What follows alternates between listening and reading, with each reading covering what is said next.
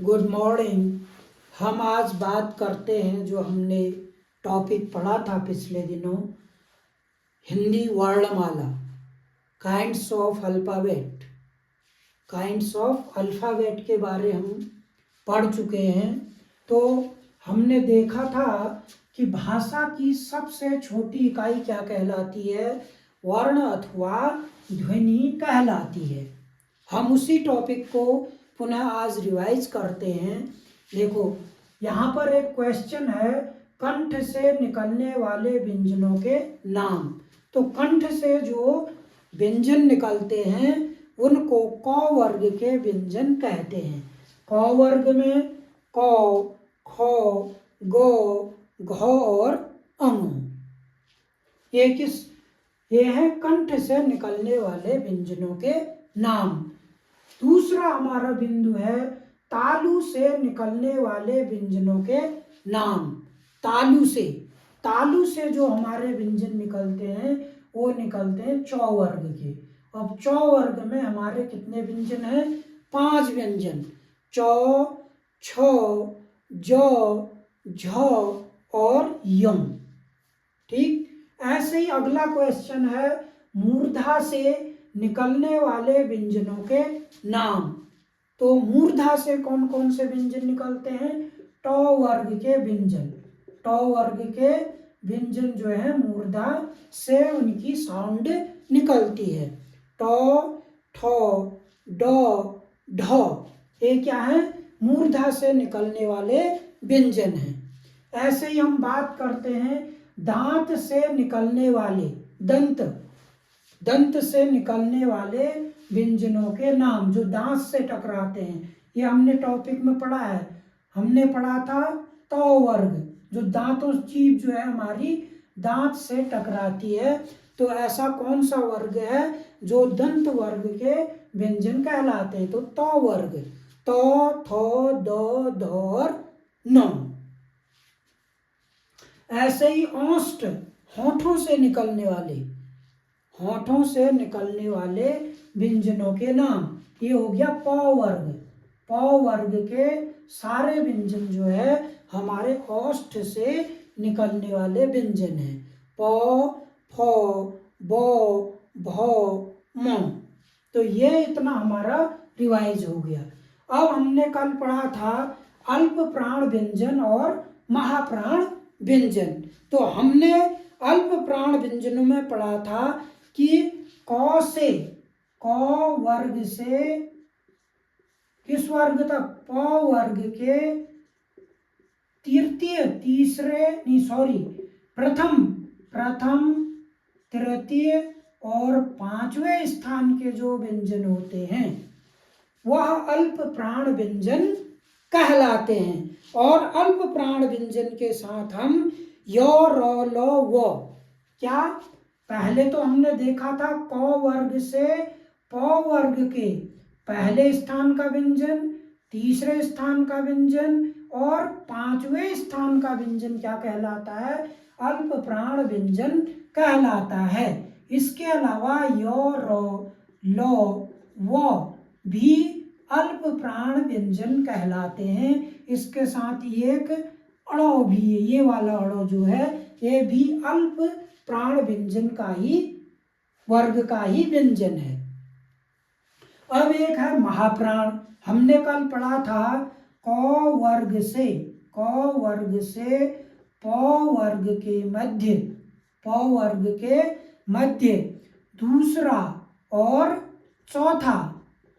दूसरा व चौथा जो व्यंजन है वह महाप्राण व्यंजन कहलाता है। इस व्यंजन के साथ अढ़ो और सौ और ह भी क्या होता है?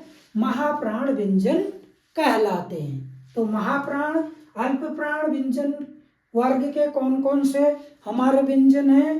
क से प वर्ग के पहले, तृतीय और 5वें स्थान के व्यंजन। उसके साथ ही अड़, य, र, ल और व, ये क्या है? अल्प प्राण व्यंजन हैं। ऐसे ही हम बात करते हैं महाप्राण व्यंजन। क वर्ग से प वर्ग के मध्य यानी क वर्ग से प वर्ग में दूसरे और चौथे स्थान के व्यंजन क्या कहलाते हैं? महाप्राण व्यंजन कहलाते हैं। जैसे दूसरे क वर्ग में क्या हो गया? ख।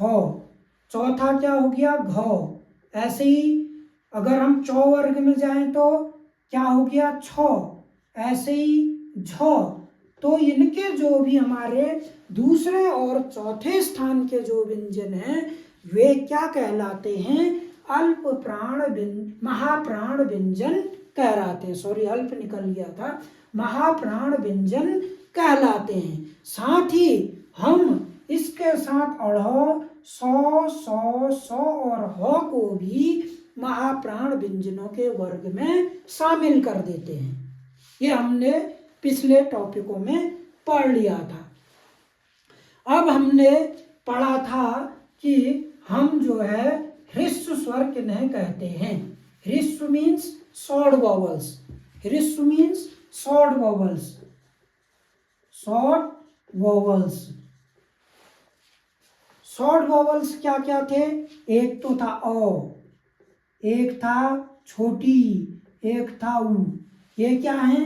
ह्रस्व स्वर, जिनको बोलने में कम समय लगता है उनको कहते हैं ह्रस्व स्वर। तो अ, ई और उ।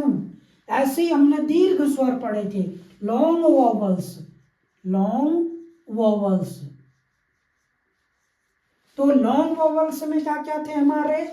एक तो था आ, एक था हमारा बड़ाई, एक था बड़ाऊ, एक था ए, आई, ओ, औ और आ भी एक हमारा वॉवल्स आता है। कई जगह आ की आवाज आती है, तो that is called long vowels. इन्हें क्या कहते हैं? हम दीर्घ स्वर कहते हैं। आ, ई, उ, ए, आई, ओ, औ और आ, क्योंकि इनको बोलने में हमारा थोड़ा सा जो टाइम है वो थोड़ा शॉर्ट वॉवल्स की अपेक्षा ज्यादा लग रहा है। तो ये भी हम पढ़ चुके हैं।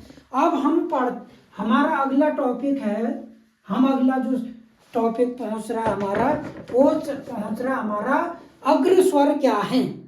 अग्र मीन्स जिनको बोलने में शॉर्ट टाइम लगता है, जीभ के अगले भाग से जिनको बोला जाता है। ऐसे स्वर जिनको जिह्वा, जीभ के अगले भाग से बोला जाता है उन्हें अग्र स्वर कहते हैं। ये कौन कौन से हैं? ई, ए और आई। कौन कौन से हैं? ई, बड़ी, ए और आई। जीभ के अग्र भाग से जो बोले जा रहे हैं उनको कहते हैं अग्र स्वर। अब मध्य स्वर क्या है? जो जीभ के मिडिल पॉइंट से बोला जा रहा है, ऐसा स्वर है ओ। क्या है? ओ। क्या है? ओ। ओ क्या है? जीभ के मिडिल से उसकी साउंड फील होती है, ओ। और पश्च स्वर जीभ के पिछले हिस्से से जो बोले जाते हैं उनको कहते हैं पश्च स्वर। अब क्या हो गया? आ, ठीक, उसके बाद उ, ओ, औ और आ। आप बोलिए तो ये जीभ के पिछले हिस्से से इनका बोला जाना फील होगा आपको। तो ये क्या है? पश्च स्वर क्या है? आ, उ, ओ, औ और आ। तो हमने देखा अग्र स्वर से ई, ए, ऐ, मध्य से ओ और पश्च से आ, उ, ओ, औ, आ। अब हमने पढ़ना है अगला जो हमारा बिंदु है वह है मूलतः वर्णों की संख्या कितनी होती है। ये हमने पढ़ा था। हमारे पास 13 क्या थे? 13 वॉवल्स थे। 13 क्या थे? स्वर थे। ठीक, उसके बाद हमने कहा था 35 हमारे व्यंजन है। क्या है? 35 हमारे व्यंजन है और 4 हमारे संयुक्त व्यंजन है। क्या है? संयुक्त व्यंजन। तो इन तीनों का जोड़ जो है यानी कि 8 और 4 हमारा हो गया, 8 4 12, तो 52 कितने निकाल रहे हैं? 52। मूलतः वर्णों की संख्या कितनी है? 52 है। तो ये क्वेश्चन कई बार आता है हमारे जो एग्ज़ाम्स होते हैं, वनडे जो एग्ज़ाम होता है, एक दिवसीय जो हमारी परीक्षाएं होती हैं, उनमें इस तरह के क्वेश्चन आते हैं जो मैं आपको रिवाइज करा रहा हूँ। उसके बाद हमने पढ़ा था अनुनासिक या नासिक व्यंजन किसे कहते हैं। अनुनासिक या नासिक ऐसे व्यंजन जिनकी साउंड मुंह एवं नाक दोनों के माध्यम से गुजरती है, उनको हम अनुनासिक या नासिक व्यंजन कहते हैं। तो एक क वर्ग का अंत्यम क्या? अणु, यों, अणो, नो, मो। तो ये क्या है? नासिक या अनुनासिक के व्यंजन इन्हें हम कहते हैं। अंगो, यों, अणो, नो और मो को हम क्या कहते हैं? अनुनासिक के व्यंजन कहते हैं। अब एक क्वेश्चन आता है कि स्पर्श व्यंजन कौन से हैं? तो मैंने आपको बताया था क वर्ग से लेकर प वर्ग के समस्त व्यंजन स्पर्श व्यंजन कहलाते हैं, क्योंकि यह इनको बोलने में कम समय लगता है और यह हमारे साउंड में या हमारी जीभ के अग्रभाग से इनको बोला जाता है। समस्त जो व्यंजन है उनको हम स्पर्श व्यंजन कहते हैं, जीभ को स्पर्श करते हुए निकलते हैं। क वर्ग से लेकर प वर्ग के समस्त व्यंजन क्या कहलाते हैं? स्पर्श व्यंजन कहलाते हैं। उसके बाद हमने ये भी देखा था कि अंतस्थ व्यंजन क्या है। अंतस्थ व्यंजन क्या है? तो ऐसे व्यंजन जिनकी आवाज अंदर से होकर गुजरती है उन्हें अंतस्थ यो, रो, लो और वो। ऐसे ही हमने बोला था ऊष्म व्यंजन। ऊष्म व्यंजन क्या है? जिसमें ज्यादा ऊष्मा, ज्यादा एनर्जी या देर तक एनर्जी गेन होती है, वो है सौ, सौ, पेट कटा सौ, फिर सौ और हो। ऐसे ही हमने बोला था संयुक्त व्यंजन क्या है? संयुक्त व्यंजन है छो छत्री, त्रो त्रिशूल, यो ज्ञानी और श्रो श्रवण वाला। ठीक, ये क्या है? सब संयुक्त व्यंजन है। तो हिंदी वर्णमाला में हमने इतनी चीजों का रिवाइज किया पुनः। अब ये जो हमारा चैप्टर था ये समाप्त होता है और इन्हीं बिंदुओं पर, इन्हीं टॉपिक्स पर हमारे वनडे जो हमारी एक दिवसीय प्रतियोगी परीक्षाएं होती हैं वो इन्हीं से रिलेटेड सब क्वेश्चन पूछे जाते हैं। सधन्यवाद।